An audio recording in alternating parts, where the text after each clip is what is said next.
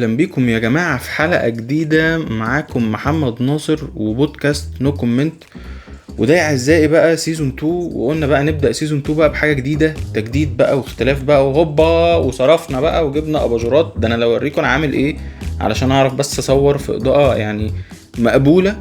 والله العظيم تضحكوا عليا، اباجورتين حاططهم كده زي اسدين قصر النيل بصين لي وانا بقى قاعد ايه، يعني هو الجو مش حر بس انا قاعد بقى عمال بعرق وكل شويه اقوم انشف بالفوطه وكل مش انا بقى لي ساعه بحاول اظبط. المهم دي اول حلقه في حلقات سيزون 2، وحبينا كده بقى ناخدكم ايه في اول حلقات سيزون 2 في رحله كده معايا.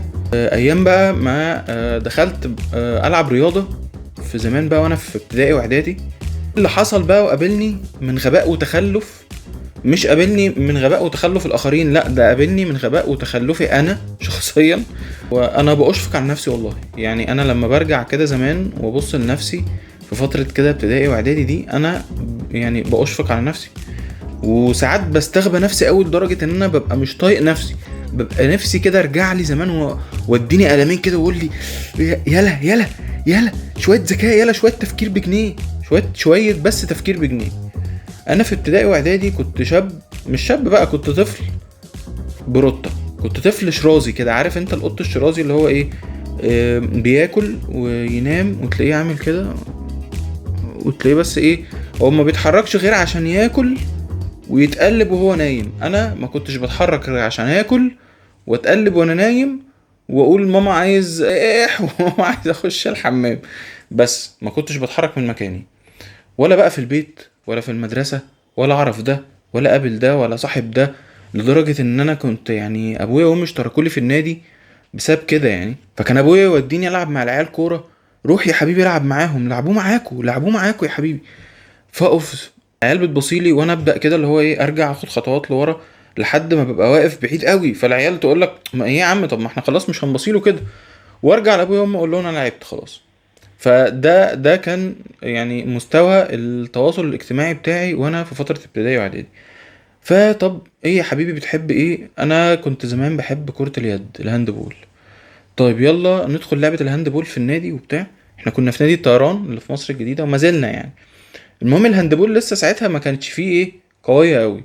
فالسن بتاعي عملنا فريق، عملوا فريق بالصدفه مواليد 91 وبتاع، ونروح نلعب في الدوري ومش عارفه ايه وبعدين كنا نروح، ما كناش بنتمرن. احنا تمريننا كان عباره عن ان احنا ايه، يعني ملعب الهاند بول اهو، بتجري من عند الجون اللي هنا، تروح عند الجون اللي هناك، وانت وزميلك تبقوا واقفين كده، تجروا مع بعض، تقعدوا تبصوا لبعض بقى ايه الكوره كده ايه، رايح رايح جاي رايح جاي. المهم الفكره اصلا ان يا ريتني بقى حتى كنت بتمرن التمرين ده، لا هو انا ما كنتش كمان بتمرن التمرين ده، هو انا ما كنتش بلاقي حد عايز يجي معايا، وتقريبا كنا دايما بنبقى رقم فردي. فكنت كان يعني والله العظيم انا يعني حالتي تصعب على الكافر. كان الكابتن يقول لي ايه، اجري بالملعب نطط الكوره وانت بتجري. فانا كانت كل تمرين في الحياه بالنسبه لي للهاند بول من ساعه ما دخلت لحد ما خرجت منها، كانت تقريبا لشهور او لسنه والله ما فاكر حتى، ان هو ان انا بجري بطول الملعب رايح راجع بنطط الكوره تك تك تك تك تك تك تك، بنطط الكوره لوحدي. فده كان تمريني. والتمرين اصلا الادفانسد بتاع العيال ان هم بيجروا بيحدفوا لبعض الكوره بعرض الملعب وهم بيجروا يعني. نروح الماتش، كل ماتشاتنا بقى نخسر، واحنا راجعين في الاتوبيس يقول لنا ايه، لو حد سالكوا قولوا له ان احنا كسبنا. طب ازاي؟ طب اول ماتشين ثلاثه ماشي يعني مش ملحوظه قوي، الدوري لسه في اوله وبتاع. انما بعد كده ابتدينا ايه، طب ما يا كابتن ما احنا اخر نادي في الترتيب الجدول. هنقول بقى بنكسب ازاي؟ ما هو ترتيب الجدول احنا صفر وخلاص هنبقى بالسالب هنقع، فاهم يعني؟ عارف احنا هنقع من الجدول. يعني وبعدين، وانا طبعا عشان كنت طفل ساذج فرحت قلت له دلوقتي الكابتن بيقول لنا واحد اتنين تلاته وبتاع، وبيقول لنا طب ازاي يعني، ازاي يعني انا اقول ان احنا بنكسب واحنا اصلا بنخسر، واحنا يعني عمالين نخسر ومفيش فايده واضح كده. فرحت خارج من الهاندبول. ودي كانت كل قصتي مع الهاندبول. يعني انا لحد دلوقتي بحب اتفرج على الهاندبول، يعني بتحمس اكتر في ماتشات الهاندبول عن كرة القدم، بس هي الفكرة ان دي كانت قصتي مع الهاندبول. طب ايه يا محمد يا حبيبي، يعني ما نفعتش في الهاندبول واخرك كنت بتنطط الكوره وبتاع، طب هنعمل ايه؟ طب هندخلك ايه؟ طب بتحب ايه تاني؟ طب انا كنت طويل، فطب نلعب ايه؟ يلا نخش باسكت، يلا بينا نخش باسكت. المهم الباسكت بول كانت تمرينها المفروض في النادي يوم الاثنين ويوم الاربع، او يوم الاثنين والخميس، مش فاكر يعني. المهم كان هو يوم الاثنين ويوم تاني في اخر الاسبوع، يا الاربع يا الخميس. وانا كنت كبير كفايه ان انا اروح النادي لوحدي يعني. بس هي الفكره ان انا ما كنتش كبير كفايه ان انا اعرف ميعاد التمرين امتى بقى، ودي بقى اللي هنعرفها مع بعض دلوقتي. انا كنت بروح يوم الاثنين ما بلاقيش تمرين، وانا كنت يعني كنت مستحيل اعرف اكلم بني ادمين يعني في السن ده ما كنتش بعرف اكلم بني ادمين، كنت مخلوق فضائي لا يتكلم اللغه العربيه ولا يتكلم اللغه الانجليزيه، لا يتكلم اصلا. يا دوبك حتى بعرف ارد على الناس بالعافيه لو حد وجه لي كلام يعني. كنت طفل في حاله لا يعني يحسد عليها اطلاقا يعني. فاروح التمرين يوم الاثنين مفيش تمرين. طب وبعدين؟ طب مش اسال بقى في الاداره، مش اسال بقى في اداره اللعبه، في اي حاجه بقى اسال اي حد، ما انا ما يعني ما هو مش هينفع. لا افضل يا معلم اروح يعني فوق الشهرين ثلاثة التمرين يوم الاثنين مفيش تمرين. فبعمل ايه؟ مش هروح البيت حتى اقول لابويا وامي، لا انا بجيب كرسي واشده واقعد قدام ملعب الباسكت على اساس ان ممكن في يوم من الايام يجي تمرين. يعني مش فاهم والله كنت ببقى مستني ايه. وبعدين بقى وساعتها ولا كان في موبايلات بقى ولا كان في حاجه، انا كنت بقضي الساعتين بتوع التمرين قاعد على الكرسي قدام ملعب التمرين. طب ليه؟ واروح يوم الخميس اتمرن. فاللي هو اصلا الكابتن والناس فاكريني باجي يوم واحد بس قاصد، يعني هم فاكريني باجي يوم واحد قاصد. فولا بقى كنت بلعب ماتشات ولا كنت بلعب نيله ولا زفت.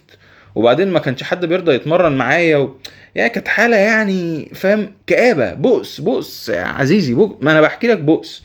انا مش عارف ايه اللي يضحك في البؤس ده يعني، بس انا بحكي لك بؤس. المهم في مره من المرات بقى ايه، ابويا قال لي ايه، طب بص انا يعني هاجي معاك وبتاع. مش عارف بقى هو حس ولا هو كان جاي بالصدفه يعني يتفرج عليا وانا بتمرن، مش عارف. يعني انا اشك ان هو كان حس ساعتها، لان انا ابويا اصلا قفشني كتير فشخ وانا بكذب زمان.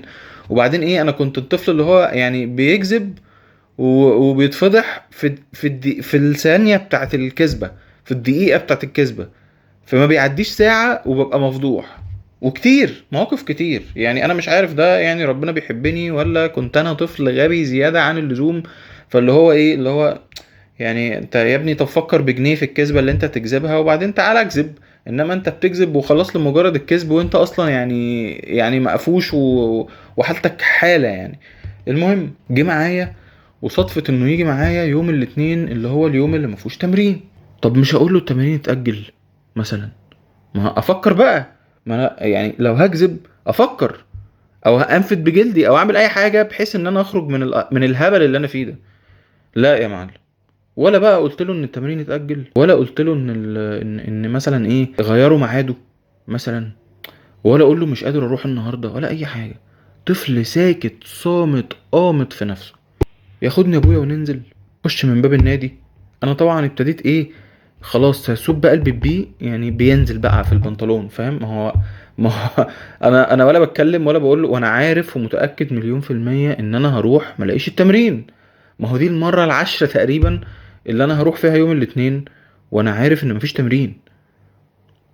انا مش فاهم انا كنت بفكر في ايه. هل مثلا انا كنت متخيل ان احنا لما نروح يوم الاثنين ده هيبقى مختلف عن كل التسعة ولا العشر اتنينات اللي قبل كده اللي احنا رحناهم، وهيبقى في مثلا تمرين يوم الاثنين ده؟ مش عارف. انا نفسي مش فاكر كنت بفكر ازاي. بس ايا كان انا كنت بفكر ازاي، فكنت بفكر بطريقة غبية، غباء السنين. لان انا مستحيل لو كنت بفكر كده فكان هيبقى في تمرين. ولا لو مستحيل ان انا مثلا كنت بقول لنفسي مثلا ما يعني يمكن مثلا يحصل حاجة فما نوصلش، فده برضو كان غباء. المهم وصلنا ورحنا الملعب ومفيش حاجة. الساعة جت 4، مفيش تمرين، مفيش ناس، مفيش كابتن. في ايه يا محمد؟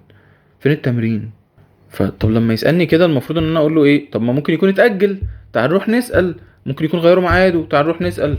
لا اجاوب اقول له يا بابا ايه، لا في تمرين. انا غبي ومصر على الغباء. لا يا بابا في تمرين. طيب فين؟ 4 يمكن هيبدأ 5. قلت له ممكن. قال لي طيب ماشي نقعد ل5. مفيش تمرين، مفيش حد جه، مفيش بني ادم جه. ما هو احنا في الدراسة وانا رايح الساعة 4 يوم الاثنين في وسط الاسبوع. مفيش بني ادم في النادي اصلا، النادي فاضي، النادي فاضي يا جماعة حرفيا. فنروح للإدارة. طبعا ابويا بقى خلاص اللي هو عارف بقى انه تقريبا انا كده بحور يعني. فنروح للإدارة ونكتشف ان التمرين مش يوم الاثنين، التمرين يوم الحد. وانا بروح كل ده يوم الاثنين، وعلى اساس ان في تمرين يوم الاثنين وما بيبقاش في تمرين يوم الاثنين. وانا مش عارف يعني من تمرين الهاند لتمرين الباسكت، انا تقريبا ما كانش ليا حظ في الرياضات الجماعيه. وبعديها بقى يا اعزائي نقلة بقى كانت ان انا لقيت نفسي بقى في رياضات تانية، وهي بقى كانت الكاراتيه والسباحة. ودول ان شاء الله هنعرفهم في الحلقة الجاية. عايزين بس اهم حاجة ما ننساش ندعي لاخواتنا في فلسطين وغزة اللي لسه بيبادوا لحد دلوقتي، واللي لسه احنا مش عارفين نعمل حاجة وما فيش في ايدينا حاجة غير ان احنا ندعي لهم. وعايزين نفضل مقاطعين، وعايزين نفكر نفسنا كل شوية ان احنا مقاطعين. نشوفكم في حلقة جديدة يا جماعة الأسبوع الجاي إن شاء الله من بودكاستنا الجميل جدا جدا جدا نو كومنت. وكان معاكم محمد ناصر يا جماعة، سلام.